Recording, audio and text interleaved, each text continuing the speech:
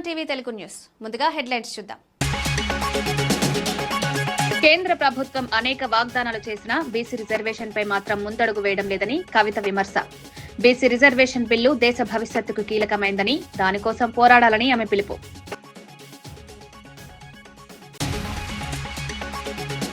రాజమౌళిని జైల్లో పెట్టాలి, ఆయన సినిమాను బహిష్కరించండి అన్న రాజాసింగ్. హనుమంతుడిపై రాజమౌళి వ్యాఖ్యల దుమారం. దేవుడిపై నమ్మకం లేకపోతే వారి పేరుతో సినిమాలు ఎందుకు తీస్తున్నారన్న రాజాసింగ్.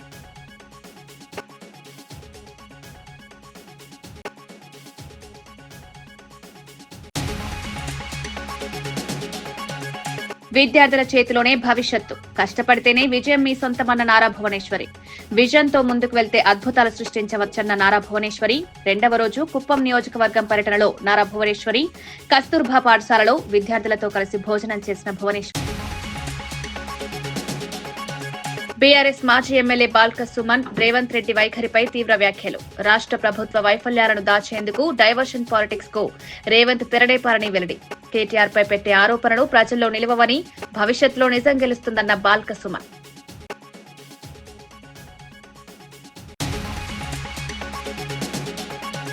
వైఎస్ఆర్సీపీ మాజీ ఎమ్మెల్యేపై మంత్రి దుర్గేష్ ఘాటు కౌంటర్. వేదిక ఎక్కడైనా సిద్దమని మాజీ ఎమ్మెల్యే వ్యాఖ్యలకు దుర్గేష్ వార్నింగ్. ప్రజల ముందే నిజాలు చెప్తా, మిడిమిడి మాటలు ఆపంటన్న మంత్రి. భువనగిరి ఎంపీ చామల కిరణ్ కుమార్ రెడ్డి కేటీఆర్ పై జరుగుతున్న విచారణ ప్రక్రియపై స్పందించారు. విచారణకు పూర్తిగా సహకరించడం ఏ రాజకీయ నేతకైనా ప్రాథమిక బాధ్యత అని పేర్కొన్నారు. బండి సంజయ్ చేసిన వ్యాఖ్యలు ప్రస్తావిస్తూ ఆరోపణలు ఎదుర్కొంటున్న నేతలు విచారణను తప్పించుకునే ప్రయత్నాలు చేయకూడదని సూచించారు. చట్టపరమైన ప్రక్రియలకు గౌరవం ఇవ్వడం రాజకీయాల కన్నా పెద్దదని స్పష్టం చేశారు. ఇక గవర్నర్ పై ఒత్తిడి వస్తోందన్న విమర్శలపై కూడా స్పందించిన ఆయన రాజ్యాంగ పదవులపై అనవసరమైన ఆరోపణలు చేయడం ప్రజాస్వామ్య వ్యవస్థను బలహీనపరుస్తుందని పేర్కొన్నారు. విచారణలపై ప్రభావం చూపే విధంగా రాజకీయ వాదనలు చేయడం తగదన్నారు. సంస్థల గౌరవాన్ని కాపాడడం అన్ని పార్టీలు పాటించాల్సిన బాధ్యత అన్నారు. విధి ప్రకారం విచారణ కొనసాగనివ్వాలని, ప్రజల్లో అనుమానాలు రాకుండా పారదర్శకతను పాటించాలని సూచించారు. వాటికి తప్పని భావించింది ప్రభుత్వం కాబట్టి కేసు పెట్టింది. చట్టబద్ధంగా న్యాయబద్ధంగా ఈరోజు చర్యలు తీసుకోవడానికి సిద్ధపడుతున్న క్రమంలో గవర్నర్ గారు ఇచ్చిన ఈ అనుమతి అనేది ప్రభుత్వాన్ని సపోర్ట్ చేసినట్టుగా, ప్రభుత్వం తీసుకుంటున్న చర్యలు న్యాయబద్ధమైనట్టుగా మనకు అర్థమవుతున్న పరిస్థితి. కాబట్టి ఇప్పటికైనా విచారణకు సహకరించి ఏ విధంగా ఎందుకు అలాంటి తప్పు చేయాల్సి వచ్చిందో విచారణ సంస్థల ముందు, ఏసీబీ ముందు కానీ కోర్టుల ముందు కానీ చెప్తే మంచిది. అన్ని రకాల ఇప్పుడు అవకాశాలు తీసుకున్నాం. ఈ కేసు ఫాల్స్ కేసు కాబట్టి కొట్టేయండి అని, లేకపోతే దురుద్దేశంతో చేస్తున్నారని కొట్టేయమనండి, అసలు అరెస్ట్ చేయకూడదని చెప్పేసి కోర్టుకు పోయినా సరే కోర్టు మీకున్న అవకాశాలు ఇచ్చింది. ఇప్పుడు ప్రభుత్వం ముందున్న ఏకైక లక్ష్యం ప్రజాధనాన్ని కాపాడడం ఇలా. కాబట్టి ప్రజల సొమ్ముకు కాపలాదారుగా ప్రభుత్వం ఉండాల్సిన బాధ్యత ఉంది. ఆ విషయంలో బీఆర్ఎస్ ప్రభుత్వం తప్పు చేసింది. ఆ రోజు మంత్రిగా ఉన్న కేటీఆర్ చేసిన తప్పు అది కాదు అని నిరూపించుకుంటే వాళ్ళకి ఏ సమస్య ఉంది. కానీ తప్పు చేసి మా మీద ఎలక్షన్ల ముందు ఇట్లా చేస్తుంది, ఎలక్షన్ల తర్వాత ఎట్లా చేస్తుంది అంటే, ఎలక్షన్లు ఎప్పుడు ఉంటాయి? దీని తర్వాత లోకల్ బాడీ ఎలక్షన్స్ ఉంటాయి, ఆ తర్వాత మున్సిపల్ ఎలక్షన్స్ ఉంటాయి, ఇంకా భవిష్యత్తులో ఏమైనా ఎలక్షన్స్ వచ్చినా రావచ్చు. కాబట్టి ఇది బేస్ చేసుకొని అసలేని వాదనతో తప్పించుకోవడం అనేది బీఆర్ఎస్ వల్ల కాదు. బీఆర్ఎస్ ఎంపీ కె సురేష్ రెడ్డి కేటీఆర్ పై జరుగుతున్న రాజకీయ వ్యాఖ్యలపై తీవ్రమైన స్పందన వ్యక్తం చేశారు. రాజకీయ కక్షతో కేటీఆర్ ఇమేజ్ ను దెబ్బతీయాలనే ప్రయత్నాలు జరుగుతున్నాయని ఆరోపించారు. ప్రాంతీయ పార్టీల బలాన్ని తగ్గించడానికి జాతీయ పార్టీలైన కాంగ్రెస్, బీజేపీ కలిసి పనిచేస్తున్నాయనే కుట్రను బయటపెట్టారు. తెలంగాణలో ప్రజలు ఎన్నుకున్న నేతలపై దాడులు చేయడం ప్రజాస్వామ్యానికి ప్రమాదకరమని పేర్కొన్నారు. ప్రాంతీయ పార్టీల ఎదుగుదలను అడ్డుకోవడానికి కొన్ని శక్తులు ప్రయత్నిస్తున్నాయని, ఇందుకు కేటీఆర్ ను లక్ష్యంగా చేసుకున్నారని అన్నారు. ప్రజలు అన్ని విషయాల్ని గమనిస్తున్నారని, ఇటువంటి కుట్రలు రాష్ట్ర గౌరవాన్ని తగ్గించలేవని స్పష్టం చేశారు. తప్పుదారి పట్టించే ప్రకటనలు చేసి ప్రజలను అనుమానాల్లోకి నెట్టే ప్రయత్నాలు విఫలమవుతాయని తెలిపారు. రాజకీయ పోరు ప్రజల అభివృద్ధి చుట్టూనే ఉండాలని, వ్యక్తిగత విమర్శలు, కుట్రలు ప్రజాస్వామ్యానికి అనర్హమని పేర్కొన్నారు. దాంట్లో భాగంగా ఈ రేసింగ్ అనేది ఒకటని భావించి, అది ఏదో ఆషామాషిగా వచ్చిన రేస్ కాదు అది. ఎందుకంటే ప్యారిస్, న్యూయార్క్, రోమ్ ఇటువంటి ప్రాంతాల్లో అటువంటి అంతర్జాతీయ సిటీస్తో పాటు హైదరాబాద్ అనే పేరు వస్తే మరి హైదరాబాద్ బ్రాండ్ ఎంత బలంగా మరి ఆ రోజు వచ్చాదనే విషయాన్ని కూడా మనం అందరం గమనించాం. అయితే బాధ ఏంటంటే రాజకీయ కక్షతో ఒక పార్టీని వీకెన్ చేయాలని ఆ కుట్రతో మీరు రాష్ట్ర అభివృద్ధినే మరి ఈ రోజు కుంటుపడే విధంగా మీరు ప్రయత్నం చేస్తున్నారు. దీనికి ఉదాహరణ నేను చెప్తాను. ఆ రోజు ఫార్ములా ఈ రావటంతో సుమారు 700 నుంచి 800 కోట్ల అంటే అదనపు బెనిఫిట్స్ ఆ రోజు రాష్ట్రానికి వచ్చాయి. రాష్ట్రం ఒక ఈవీ మ్యానుఫ్యాక్చరింగ్ హబ్గా మారుతున్న వాతావరణం ఆ రోజు కేటీఆర్ గారి నాయకత్వంలో ఒక మంచి వాతావరణాన్ని దేశంలో అందరూ కూడా హైదరాబాద్ వైపు చూసే విధంగా మరి ఒక వాతావరణానికి అది గతంలో ఐటీఐఆర్లో కానీ ఈరోజు సెమీకండక్టర్ పాలసీస్ కూడా ఇవి రెండు కూడా కేంద్ర ప్రభుత్వానికి సంబంధం ఉన్న పాలసీసు. ఈ రెండు పాలసీస్లో మరి తెలంగాణకు ఒక్క నయా పైసా రాని పరిస్థితి ఏర్పడ్డాదంటే మరి నేను మొదలే చెప్పినట్టు ఏ విధంగానైతే ఇక్కడ చిత్తూరు జిల్లా కుప్పంలో సీఎం చంద్రబాబు సతీమణి ఎన్టీఆర్ ట్రస్ట్ నారా భువనేశ్వరి రెండో రోజు పర్యటించారు. ఉదయం డీకేపల్లి చెరువులో జలహారతి కార్యక్రమంలో పాల్గొని ప్రాంతీయులతో మాట్లాడారు. గుత్తార్లపల్లె వద్ద మహిళలు భారీగా హాజరై భువనేశ్వరికి ఘన స్వాగతం పలికారు. స్థానికులు తమ సమస్యలను వివరించగా ఆమె ఓర్పుగా విని స్పందించారు. తదుపరి కార్యక్రమంగా కుప్పం పురపాలక పరిధిలోని కేజీబీవీ పాఠశాలను సందర్శించారు. అక్కడ విద్యార్థినులతో మాట్లాడి వారి విద్య, వసతి, భోజన సదుపాయాలపై వివరాలు తెలుసుకున్నారు.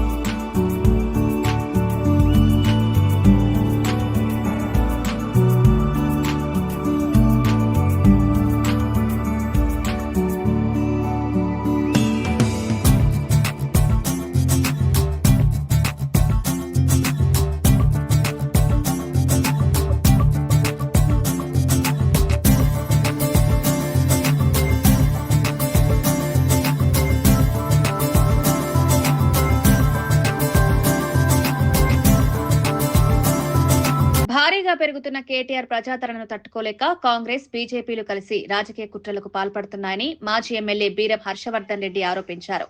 ప్రజల్లో ఉన్న ఆదరణను తగ్గించుకునేందుకు ఇద్దరు జాతీయ పార్టీలు కుమ్మక్కై కేటీఆర్ ప్రతిష్టను దెబ్బతీయాలనే దుష్ప్రచారంలో నిమగ్నమయ్యారన్నారు. ప్రజలు ఎవరిని నమ్ముతున్నారో, ఎవరిని తమ నాయకుడిగా చూస్తున్నారో చూసే కొద్దీ రాజకీయ ప్రయోజనాల కోసం కొన్ని శక్తులు తప్పుడు కథనాలు సృష్టిస్తున్నాయన్నారు. అభివృద్ధికి అడ్డం వేయాలనే ఉద్దేశంతో వ్యక్తిగత దాడులు, బూటకు ఆరోపణలు చేస్తూ కేటీఆర్ను లక్ష్యంగా చేసుకుంటున్నారని విమర్శించారు. తెలంగాణ గౌరవాన్ని దెబ్బతీసేటువంటి రాజకీయాలు నిలబడవని, ప్రజలు ఈ కుట్రలను గమనిస్తున్నారని పేర్కొన్నారు. నిజాయితీతో పనిచేసే నేతలను ప్రజలు ఎప్పుడూ గౌరవిస్తారని, అసత్య ప్రచారాలు ఎంత చేసినా నిజం ముందు నిలవలేవని స్పష్టం చేశారు. ప్రజాధనం గాని ఏది గాని దుర్వినియోగం కాలేదు. కేవలం ప్రజల్లో బీఆర్ఎస్ పార్టీ పెరుగుతున్నటువంటి ఆదరణను చూసి ఓర్చుకోలేక కేటీఆర్ గారి పట్ల ప్రజల్లో పెరుగుతున్నటువంటి ఆదరణ, ప్రేమ, ఆప్యాయతను ఏ విధంగానేటువంటి తగ్గించాలనే కుట్రతో ఈరోజు బీజేపీ మరియు కాంగ్రెస్ రెండు కలిసి చేస్తున్నట్టు కుట్ర అని కూడా చెప్తా ఉన్నాం. మేము దీనికి ఖచ్చితంగా పోరాటం చేస్తాం. బీఆర్ఎస్ పార్టీ తరఫున అందరం కూడా కేటీఆర్ గారు వెంట ఉండి ప్రభుత్వం పెట్టే ఎన్ని అక్రమ కేసులనైనా సరే ఎదుర్కొంటామని చెప్తాం. ఇందులో ప్రజా ప్రయోజనం లేదు. పబ్లిక్ ఇంట్రెస్ట్ లిటిగేషన్ అనేది కాదు. ఇది కేవలం పొలిటికల్ ఇంట్రెస్ట్ తో కాంగ్రెస్, బీజేపీలో ఒక రాజకీయ ఇంట్రెస్ట్ తో పెట్టున్నటువంటి అక్రమ కేసు. కాబట్టి ఇలాంటి ఎన్ని కేసులు పెట్టినా సరే ఖచ్చితంగా మేము పోరాడతాం. Scheduled tribal cooperative development corporation limited chairman doctor Tejavath Bellaiah Naik ఎన్నికల వ్యవస్థపై వస్తున్న చర్చల నేపథ్యంలో కీలక వ్యాఖ్యలు చేశారు. మాజీ జడ్జిలు, మాజీ బ్యూరోక్రాట్లు చేసే విమర్శలకు ప్రత్యుత్తరంగా మాట్లాడిన ఆయన విమర్శలు చేయాల్సింది వేరే దిశలో ఉందని స్పష్టం చేశారు. ఎన్నికల కమిషన్ ను బలహీనపరిచింది మోడీ నాయకత్వమేనని, నిజమైన ప్రశ్నలు అక్కడే లేవనెత్తాలన్నారు. ఎన్నికల కమిషన్ స్వతంత్రత దేశ ప్రజాస్వామ్యానికి ప్రాణాధారమని, దానిపై ఒత్తిడులు పెరిగితే ఎన్నికల నిష్పక్షపాతత దెబ్బతింటుందన్నారు. ప్రజాస్వామ్య వ్యవస్థను కాపాడడానికి రాజ్యాంగ సంస్థల పట్ల గౌరవం తప్పనిసరి అని పేర్కొన్నారు. రాజకీయ ప్రయోజనాల కోసం మాజీ అధికారులు ఎంచుకున్న విమర్శల దిశ ప్రజలకు ఉపయోగపడదని తెలిపారు. అధికార దుర్వినియోగాన్ని ప్రశ్నించాలంటే కేంద్రంపై దృష్టి పెట్టాలని, ఎన్నికల న్యాయం కోసం సమాజం కలిసి నిలబడాల్సిన అవసరం ఉందని తేజావత్ వ్యాఖ్యానించారు. పద్ధతుల్లో ప్రతిపక్ష పార్టీలు మాట్లాడుతున్నాయనే అంశం, రెండోది ఎలక్షన్ కమిషన్ విలువను తగ్గించే పద్ధతిలో మాట్లాడుతున్నాయనేటటువంటి అంశం, మూడోది ప్రజాస్వామ్యాన్ని బలహీనపరిచే ప్రయత్నం చేస్తున్నారు అనేటటువంటి 3 అంశాలని ప్రస్తావించారు. వీళ్ళు రాసినటువంటి మేధావుల పట్ల కానీ మాజీ బ్యూరోక్రాట్ల పట్ల కానీ నాకు చాలా రెస్పెక్ట్ ఉన్నది. వీళ్ళు ప్రజాస్వామ్యాన్ని బలోపేతం కోసం రాస్తున్నారా, ప్రజాస్వామ్యాన్ని బలహీనపరిచేటటువంటి వ్యక్తులను ప్రశ్నించడం కోసం రాస్తున్నారా? ఇవాళ ఎలక్షన్ కమిషన్ స్వతంత్రతను కాపాడాలని కోరుకుంటున్నారా? ఎలక్షన్ కమిషన్ స్వతంత్రంగా ఉండకూడదు, మోడీ గారు చెప్పినటువంటి పద్ధతిలో నడవాలని కోరుకుంటున్నారా? గతంలో ఎన్నికల కమిషన్ చీఫ్ను అదేవిధంగా ఎన్నికల కమిషన్ సభ్యులను ఎన్నుకునేటటువంటి ప్రక్రియ సుప్రీంకోర్టు చీఫ్ జస్టిస్ టు ప్రధానమంత్రి ప్రతిపక్ష నాయకుడు ముగ్గురు కలిసి ఎన్నుకునేవాళ్ళు. ఆ ప్రక్రియను మోడీ గారు మార్చేసి అధికారంలో ఉన్నటువంటి ప్రధానమంత్రి, ఒక మంత్రి, సుప్రీంకోర్టు చీఫ్ జస్టిస్ను తీసేసి ప్రతిపక్ష నాయకుడు ముగ్గురు రాజకీయ నాయకుల చేతుల్లో పెట్టినటువంటి మాట వాస్తవం కాదా? ఇది ఎన్నికల కమిషన్ను బలహీనపరచడం కాదా? ఎన్నికల కమిషన్లో ఉన్నటువంటి అధికారుల నియామకం కేంద్ర ప్రభుత్వం చేతిలో తీసుకోవడం కాదా?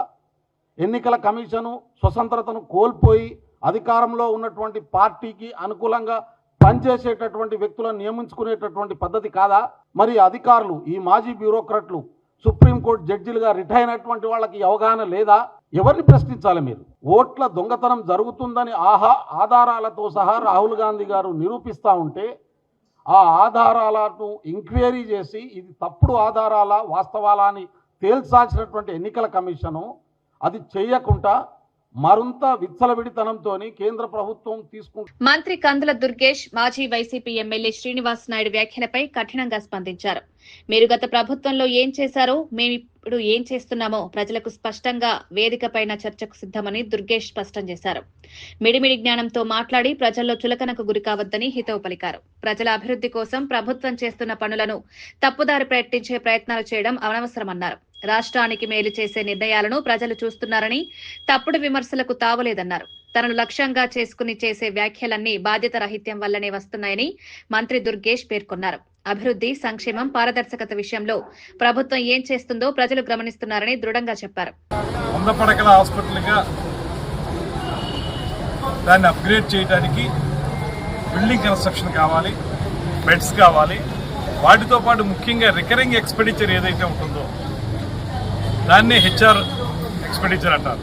ఆ రికరింగ్ ఎక్స్పెండిచర్ ఎందుకు మనకి శాంక్షన్ అవ్వాలంటే బిల్డింగ్ కట్టేసి రూములు తయారు చేసుకుని డాక్టర్లను రిక్రూట్ చేసుకోలేదనుకోండి, పారామెడికల్ సిబ్బందిని రిక్రూట్ చేసుకోలేదనుకోండి, ఏంటి దానివల్ల ప్రయోజనం? పారామెడికల్ సిబ్బంది ఉండాలి, డాక్టర్లు ఉండాలి అంటే దానికి పూర్తి స్థాయిలో హెచ్ఆర్ అనుమతి రావాలి. అంటే జీతాలు చెల్లించే కార్యక్రమాన్ని ప్రభుత్వం చేపట్టినప్పుడే దానికి పూర్తి స్థాయి అనుమతులు వచ్చినట్టు. వారు ఏదో కేంద్ర ప్రభుత్వం నుంచి మేము తీసుకొచ్చాం, ఆ రోజున వచ్చేసింది, శాంక్షన్ అయిపోయిందంటే ఎక్కడ శాంక్షన్ అయిందో మీరు పేపర్లు తీసుకురండి. ఈ విషయం మీద మీకేమన్నా అనుమానాలు ఉంటే, లేకపోతే ప్రజలకు ఉన్నటువంటి అనుమానాలు తీర్చడానికి ఏ వేదిక మీద అయినా సరే నేను నిలబడి మాట్లాడడానికి సిద్ధం. మీరు వస్తారా? మీరు వచ్చి నాతో ఉమ్మడి వేదిక మీద పాల్గొంచుకోండి. మనం కలిసి మాట్లాడదాం. ఏ ఘర్షణ వద్దు, ఏ ఇబ్బంది వద్దు, ప్రజలకు అర్థమయ్యేలా చెప్తాం. ఎప్పుడైనా సరే అనుమతులు అనేవి, అనుమతుల్లో కూడా అడ్మినిస్ట్రేటివ్ శాంక్షన్ ఉంటుంది ఒకటి, ఫైనాన్షియల్ శాంక్షన్ ఉంటుంది ఒకటి. అడ్మినిస్ట్రేటివ్ శాంక్షన్ వచ్చినంత మాత్రం దేనికి సరిపోదు. ఫైనాన్షియల్ శాంక్షన్ కూడా జరిగినప్పుడే దానికి పూర్తి స్థాయిలో అనుమతులు వచ్చినట్టు. అదేవిధంగా హాస్పిటల్కి సంబంధించి ఎప్పుడైనా కూడా హెచ్ఆర్ పాలసీ క్రియేట్ అయిన తర్వాతే వాళ్ళు ఉద్యోగస్తులకు వచ్చేటువంటి రికరింగ్ ఎక్స్పెండిచర్ ఏదైతే ఉంటుందో దానికి అనుమతులు తెచ్చుకున్న తర్వాత మాత్రమే దాన్ని హాస్పిటల్ని మనం అప్గ్రేడ్ చేసినట్టుగా పూర్తి స్థాయిలో అనుకుంటాం. ఊరికే ఎవరినో కాంట్రాక్టర్కి డబ్బులు దొబ్బపెట్టడానికో లేకపోతే ఏదో రకంగా ఇతరతర కార్యక్రమాలు చేయడానికో మీరు ఏదో తెచ్చేవనేటువంటి మాట చెప్పినంత మాత్రం సరిపోదు. దాంతోపాటు ఆయన ఒక అడుగు ముందుకేసి మాజీ ఎమ్మెల్యే గారు ఆయనకి మరికి ఏ రకంగా నేను ఎంతకాలం నుంచి రాజకీయాల్లో తిరిగానో, ఎంతకాలం నుంచి రాజకీయాల్లో ఉన్నానో, విద్యార్థి దశ నుంచి రాజకీయాల్లో ఉన్న విషయం ఆయనకు తెలుసు వారి తండ్రి గారి ద్వారా. అలాంటిది మరి ఆయన కొత్తగా ఎమ్మెల్యే అనేటువంటి పదం ఉపయోగించాడు. ఆయన మాజీ ఎమ్మెల్యే గండ్ర వెంకటరమణారెడ్డి రేవంత్ రెడ్డి వైఖరిపై తీవ్రంగా స్పందించారు. కేటీఆర్ పై కక్ష సాధింపు చర్యలను ప్రభుత్వం ప్రోత్సహిస్తోందన్నారు. గతంలో ఏసీబీ విచారణకు కేటీఆర్ స్వయంగా హాజరై పూర్తి సహకారం అందించారని గుర్తు చేశారు. ఫార్ములా ఈ రేస్ పై ఎన్నో వివరాలు అప్పుడే విచారణ అధికారులకు సమర్పించబడినప్పటికీ ఇప్పుడు మళ్లీ కొత్తగా విచారించేదేమీ లేదని స్పష్టం చేశారు. కేటీఆర్ ప్రజల్లో పెరుగుతున్న ఆదరణను తగ్గించుకునేందుకు కావాలని ఈ చర్యలు చేపడుతున్నారని గండ్ర పేర్కొన్నారు. రాజకీయ ప్రయోజనాల కోసం వ్యక్తిగత వైరం నెట్టివేయడం రాష్ట్రానికి మంచిది కాదన్నారు. నేతలపై ఉన్న అనుమానాలు చట్టపరమైన మార్గాల్లోనే ఎదుర్కోవాలని, పారదర్శకత పేరుతో కక్షపూరిత చర్యలు చేయడం ప్రజాస్వామ్యానికి హానికరమని పేర్కొన్నారు. తెలంగాణ అభివృద్ధిలో కీలక పాత్ర పోషించిన కేటీఆర్ ను టార్గెట్ చేస్తే ప్రజలు సమాధానం చెప్తారని గండ్ర వెంకటరమణారెడ్డి హెచ్చరించారు. ఈరోజు మన ఆనాడు సినీ నటుడు రజనీకాంత్ గారు వచ్చి వారు హైదరాబాద్ ఎయిర్పోర్ట్ లో దిగిపోతా ఉంటే నేను న్యూయార్క్ లో ఉన్నానా లేదు వేరే దేశంలో ఉన్న చాలా మంది మరి ప్రశంసలు పొందినటువంటి సందర్భంలో హైదరాబాద్ ఇమేజ్ ను మరింత పెంచాలనే ఉద్దేశంతో ఈరోజు ఈ రేసింగ్ నిర్వహిస్తే అందులో ఎలాంటి అవినీతి జరగలేదు, వచ్చినటువంటి డబ్బులు మాకు వచ్చినాయని వాళ్ళు చెప్తా ఉన్నారు.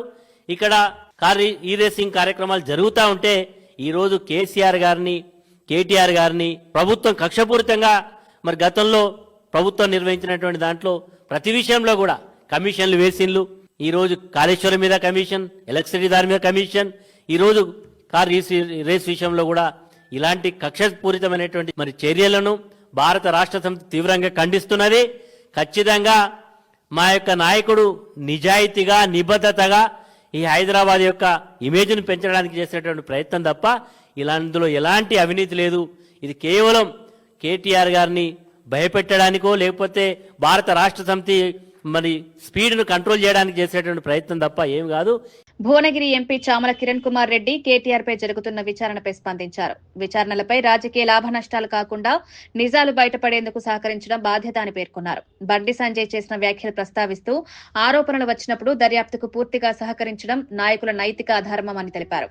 గవర్నర్ పై ఒత్తిడి తెస్తున్నామని వస్తున్న ప్రచారాలను ఆయన ఖండించారు. రాజ్యాంగ సంస్థలపై అనవసర ఆరోపణలు చేయడం ప్రజాస్వామ్య వ్యవస్థను దెబ్బతీస్తుందన్నారు. విచారణ ఏ దిశకు వంగకుండా సాగాలని, రాజకీయ ఒత్తిడులు, ప్రచారాలు దాని విశ్వసనీయతను దెబ్బతీయకూడదని స్పష్టం చేశారు. ప్రక్రియ నిష్పక్షపాతంగా నడిస్తే నిజానిజాలు వెలుగులోకి వస్తాయని, దర్యాప్తు ప్రక్రియను వక్రీకరించే ప్రయత్నాలు సమాజానికి హానికరమని వ్యాఖ్యానించారు. పక్కన కిషన్ రెడ్డి గారు అప్పుడు మంత్రిగా ఉన్నారు. ఏ రోజైనా రాష్ట్రంలో జరుగుతున్నటువంటి ఈ దోపిడీని అరికట్టే ప్రయత్నం మీరు చేయలేదు. చేయకపోగా ఆఖరికి ఆ పార్టీని టీ తీసేసి బీజేపీలో ఉన్న బీ పెట్టుకొని బీఆర్ఎస్ అయిపోయింది, భారతీయ రాష్ట్రీయ సమితి. మీరు నడిపిరు 10 సంవత్సరాలు ఈ రాష్ట్రాన్ని దోచుకోనికి 2 పార్టీలు కలిసి సంసారం చేసిన ఈ రాష్ట్రంలో. దోచుకున్నప్పుడు నిమ్మకు నీరెత్తినట్టుకురు. మరి మేము అనుకోవాల్సింది ఏంటి? వాళ్ళు దోచుకున్న దాంట్లో మీకు భాగస్వామ్యం ఇచ్చిరనా? ఈ రోజు కూడా ఒకటే చెప్తున్నాం మీకు. ఈ రోజు కేటీఆర్ గారి మీద గవర్నర్ గారు ప్రాసిక్యూషన్ ఇచ్చారు. అది 100 రోజుల తర్వాత ఇచ్చారు గవర్నర్ గారు. సరే, దానికి మేము గవర్నర్ గారిని డెఫినెట్ గా అభినందిస్తున్నాం. ఎందుకంటే వారు మాకు ప్రముఖ సినీ దర్శకుడు ఎస్ఎస్ రాజమౌళి హనుమంతుడిపై చేసిన వ్యాఖ్యలు తీవ్ర వివాదానికి దారితీశాయి. ఓ కార్యక్రమంలో ఆయన చేసిన ఈ వ్యాఖ్యలపై గోషామహల్ బీజేపీ ఎమ్మెల్యే రాజాసింగ్ తీవ్ర స్థాయిలో మండిపడ్డారు. హిందువుల మనోభావాలను దెబ్బతీసిన రాజమౌళిని జైల్లో పెట్టాలని డిమాండ్ చేశారు. ఈ మేరకు రాజాసింగ్ ఓ వీడియోను విడుదల చేశారు. దేవుళ్లపై నమ్మకం లేనప్పుడు వారి పేరుతో సినిమాలు తీసి కోట్లాది రూపాయలు ఎందుకు సంపాదిస్తున్నారని రాజమౌళిని నిలదీశారు. ప్రభాస్ తో బాహుబలి సినిమా తీసి అందులో శివలింగాన్ని ఎత్తించి కోట్లు సంపాదించుకుని ఇప్పుడు హిందూ దేవుళ్లపై నమ్మకం లేదని మాట్లాడడం సరికాదన్నారు. హిందూ ధర్మంపై అభిమానం లేని రాజమౌళి సినిమాలను హిందువులంతా బహిష్కరించాలని పిలుపునిచ్చారు. వారణాసి సినిమా ప్రచారం కోసమే ఇలా మాట్లాడారా లేక నిజంగానే నాస్తికుల అనే విషయంపై రాజమౌళి స్పష్టతనివ్వాలని రాజాసింగ్ డిమాండ్ చేశారు. రాజమౌళి హిందూ దేవులను కించపరచడం ఇది మొదటిసారి కాదని, గతంలో రాముడు, కృష్ణుడిపై కూడా ఇలాంటి వ్యాఖ్యలు చేశారని గుర్తు చేశారు. ఇలాంటి దర్శకుడిపై హిందువులు ఫిర్యాదులు చేయాలని ఆయన కోరారు. నీకు ధర్మం పట్ల అభిమానం లేదు, మా దేవుళ్ళ పైన అభిమానం నీకు లేదు, నీ మూవీస్ ఎందుకు చూడాలి మా హిందువులు? బాహుబలి మూవీ తీసినావు, ఆ ప్రభాస్తోని శివలింగం లేపట్టినావు, దాంట్లో కోట్లు రూపాయలు సంపాదించుకున్నావు ఆ మూవీతోని, ఫస్ట్ పార్ట్, సెకండ్ పార్ట్తోని. మళ్ళా మా హిందూ దేవుళ్ళ పైన నీకు నమ్మకం లేదు. మా హిందువులకి ఒక మాట చెప్పాలంటున్నా, ఇది ఈ రాజమౌళిది ఇది ఫస్ట్ కామెంట్ కాదు. గతంలో కూడా భగవాన్ శ్రీకృష్ణ దాసులు అంటే ఉంటాయి కదా, 16,000 దాసులు కాదు లవర్ అని ఈ విధంగా ఆయన గతంలో కూడా కామెంట్ చేసిండు. మళ్ళా నాకు రాముడి పైన విశ్వాసం లేదు, రాముడి స్టోరీ బోరింగ్ స్టోరీ అని కూడా ట్వీట్ కూడా గతంలో చేసిండు. ఇప్పుడు హనుమంతు పైన కామెంట్ చేసిండు. నా హిందువులారకి ఒక నివేదిక చేస్తున్నా, ఇట్లాంటి ఫాల్తూ డైరెక్టర్, ఫాల్తూ ప్రొడ్యూసర్ పైన కంప్లైంట్ ఇవ్వండి. ఇట్లాంటి వ్యక్తులకి జైల్లో పడేస్తే అర్థమవుతుంది, హిందూ దేవుళ్ళ పైన కామెంట్ చేస్తే అసలు ఏమవుతుంది నా గతి అని ఈయనకి అర్థమవుతుంది. అదేవిధంగా ఈ ఫాల్తూ డైరెక్టర్, ప్రొడ్యూసర్ తీసిన మూవీ ఎవరు కూడా చూడకండి.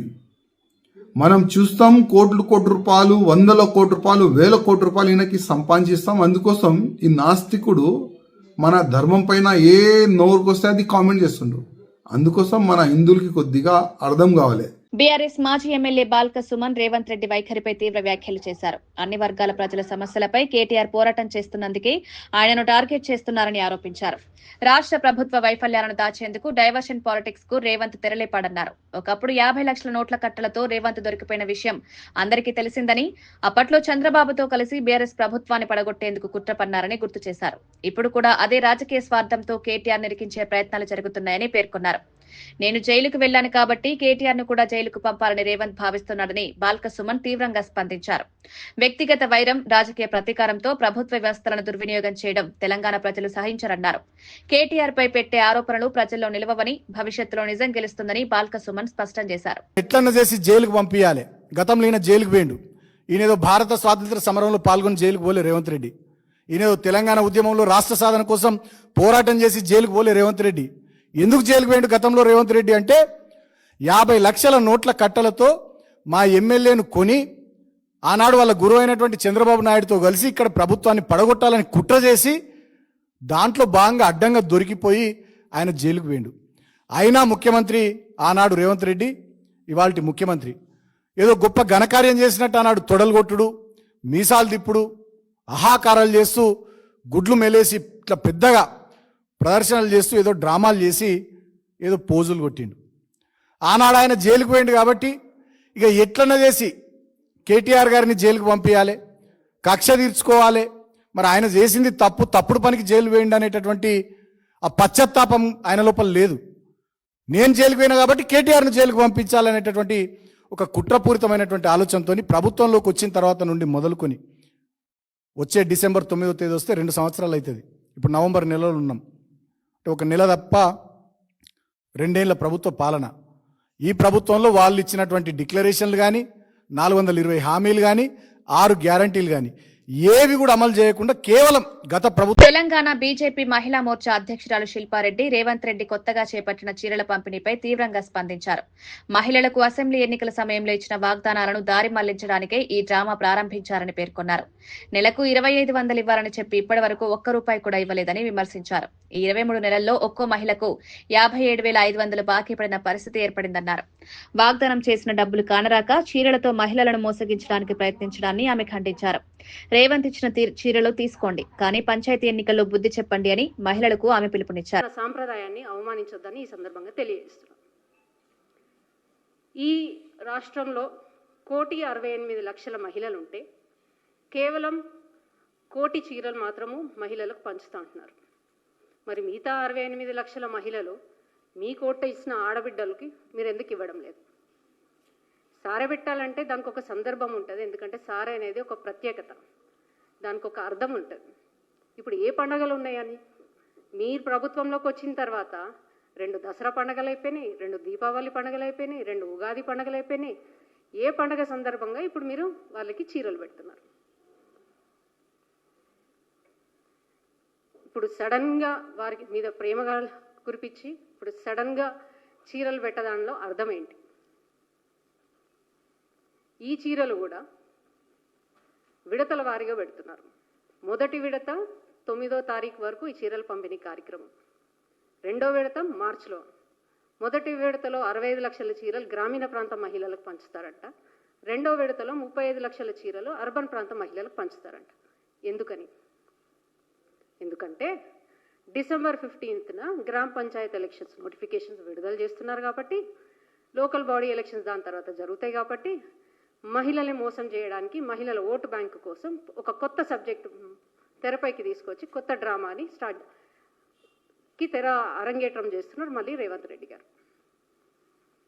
ఇదంతా ఎందుకు అంటే, కొత్తగా రేవంత్ రెడ్డి గారు నేర్చుకున్నది ఏంటంటే, ఈ పాస్ట్ ఎలక్షన్స్ చూసినప్పుడు ఏదైతే పక్క రాష్ట్రాలలో మధ్యప్రదేశే కానీ, మహారాష్ట్ర, నిన్న మొన్న చూసుకున్న బీహార్ ఎలక్షన్స్లోనే అయితే కానీ, ఏదైతే మధ్యప్రదేశ్లో లఖ్పతి దీదీ, మోదీ గారి లఖ్పతి దీదీ స్కీమ్ ఎట్లయితే మహిళలకి దా స్కీమ్ వల్ల బెనిఫిట్ అయ్యి లబ్ధిదారులై మహిళ ఓటు బ్యాంక్ ఎలాగైతే పెరిగిందో అది చూసి, తర్వాత మహారాష్ట్ర ఎన్నికలు చూసి, నిన్నగాక మొన్న బీహార్ ఎలక్షన్స్లో సెంట్రల్ గవర్నమెంట్ స్కీమ్స్ ఏవైతే మహిళలకు వచ్చి వాళ్ళు లబ్ధి పొందిరో దాంతో 8% ఓటు బ్యాంకు మహిళల్ని పెరిగింది. సో ఇవన్నీ బేస్ చేసుకొని నాకెందుకు ఆలోచన రావద్దు, నేనెందుకు చేయొద్దు అని చెప్పేసి ఒక సామెత ఉంటుంది చూడండి, నకల్ కర్నేకి వెళ్ళి అకల్కి జరూరత్ హే అన్నట్టు. నువ్వు ఇవ్వాలనుకుంటున్నావు బాగానే ఉంది, కానీ అది వాళ్ళకి ఉపయోగపడేలాగా వాళ్ళు ఫ్యూచర్లో వాళ్ళ కాళ్ళ మీద వాళ్ళు నిల్చునే విధంగా ఇస్తే బాగుంటుంది. ఈ చీరలు ఇచ్చి ఎవరిని మోసం చేద్దామని అంటే మహిళలు చీరలు ఇచ్చి వాళ్ళని మీరు ఇంతకుముందుకు టీఆర్ఎస్ నాయకురాలు కవిత బీసీ రిజర్వేషన్ బిల్లుపై కీలక వ్యాఖ్యలు చేశారు. బీసీ సమాజం మొత్తం ఒకే వేదికపై ఐక్యంగా నిలబడితేనే బిల్లు సాధ్యమవుతుందని ఆమె స్పష్టం చేశారు. మాటలతో కాదు చర్యలతో ముందుకు వచ్చే సమయం ఇదేనని పేర్కొన్నారు. కేంద్ర ప్రభుత్వం అనేక వాగ్దానాలు చేసినా బీసీ రిజర్వేషన్ పై మాత్రం ముందడుగు వేయడం లేదని కవిత విమర్శించారు. బీసీల హక్కులకు అడ్డంకులు పెరుగుతున్నాయని, వీటిని అధిగమించడానికి అన్ని వర్గాలు ఏకతాటిపై రావాల్సిన అవసరం ఉందని ఆమె భావించారు. విద్య, ఉద్యోగాలు, రాజకీయాల్లో బీసీల పాత్ర పెరగాలంటే రాజ్యాంగబద్దమైన రక్షణ అవసరమన్నారు. రాజకీయ పార్టీలు కాదు, ప్రజాస్వామ్యం కలిసే ఈ పోరాటాన్ని ముందుకు నడపగలరని కవిత అన్నారు. బీసీ రిజర్వేషన్ బిల్లు దేశ భవిష్యత్తుకు కీలకమైందని, దానికోసం అకంఠితంగా పోరాడాలని ఆమె పిలుపునిచ్చారు.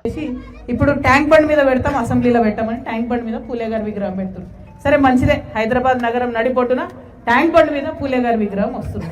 ఆ తర్వాత రెండోది ఏం అడిగినాం, అమ్మ సావిత్రిబాయి గారి జన్మదినాన్ని మీరు అఫీషియల్గా చేయండి, మహిళా దినోత్సవంగా చేయండి, మహిళా టీచర్స్ దినోత్సవంగా అని చెప్పి ఆ రోజు వేలాది మందితో ట్యాంక్ బండ్లో దీక్ష చేస్తామంటే, రేపు దీక్ష అంటే ఇవాళ ముందు రోజే ఆగమాగం ప్రకటించేసారు సావిత్రిబాయి పూలేది. ఇప్పుడు ప్రతి జనవరి 3వ తారీఖు నాడు అఫీషియల్గా మహిళా ఉపాధ్యాయ దినోత్సవంగా చేస్తామని చెప్పి ప్రభుత్వం. అంటే మీరు ఆలోచన చేయాలి బీసీ బిడ్డలారా, మనం అడగలేదు ఇన్ని రోజులు, అడిగితే కదులుతున్నారు. మనం మెల్లగా అడిగితే మెల్లగా కదులుతారు, గట్టిగా అడిగితే తొందరగా కదులుతారు. కాబట్టి గట్టిగా అడగాలంటే బలం ఉండాలి. మీరందరూ రైతులు, మీరందరూ ఊర్లలో వ్యవసాయ పనులకు దగ్గర ఉండేటోళ్ళు. మనం తాడు వేస్తామన్నా, తాడు వేస్తాం, ఒక చిన్న గరకతోనవుతుందా తాడు? అనేక గరకలు కలిపి పెడితే ఒక తాడు అవుతుంది. ఆ తాడు చాలా బలంగా ఉంటుంది, దాంతో మనం ఏమైనా చేయొచ్చు. నా రిక్వెస్ట్ మీ అందరితో ఏంటంటే, వీడు చిన్నోడు వాడు పెద్దోడు, వీడి కులం వాడు ఆ కులం, ఈమె ఆడమనే కదా ఈమెతో ఏమవుతుంది ఆయనతో ఏమవుతుంది, ఇట్లా దయచేసి ఆలోచన చేయకండి. అందరినీ కలుపుకోండి, అందరినీ బలవంతంగా రప్పించండి. రప్పించి ఉద్యమాలు చేసినప్పుడు మాత్రమే ఇది సాధ్యమైంది. వార్తలు ముగించే ముందు ముఖ్యాంశాలు మరోసారి.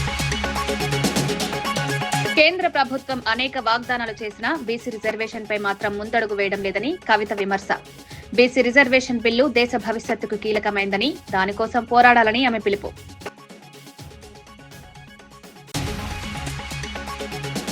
రాజమౌళిని జైల్లో పెట్టాలి, ఆయన సినిమాను బహిష్కరించండి అన్న రాజాసింగ్. హనుమంతుడిపై రాజమౌళి వ్యాఖ్యల దుమారం. దేవుడిపై నమ్మకం లేకపోతే వారి పేరుతో సినిమాలు ఎందుకు తీస్తున్నారన్న రాజాసింగ్.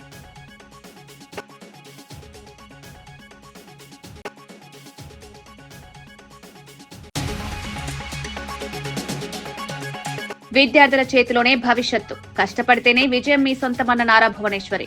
విజన్తో ముందుకు వెళ్తే అద్భుతాలు సృష్టించవచ్చన్న నారా భువనేశ్వరి. 2వ రోజు కుప్పం నియోజకవర్గం పర్యటనలో నారా భువనేశ్వరి కస్తూర్బా పాఠశాలలో విద్యార్థులతో కలిసి భోజనం చేసిన భువనేశ్వరి. బీఆర్ఎస్ మాజీ ఎమ్మెల్యే బాల్క సుమన్ రేవంత్ రెడ్డి వైఖరిపై తీవ్ర వ్యాఖ్యలు. రాష్ట్ర ప్రభుత్వ వైఫల్యాలను దాచేందుకు డైవర్షన్ పాలిటిక్స్ కు రేవంత్ తెరడేపారని వెల్లడి. కేటీఆర్ పై పెట్టే ఆరోపణలు ప్రజల్లో నిలవవని, భవిష్యత్తులో నిజం గెలుస్తుందన్న బాల్క సుమన్.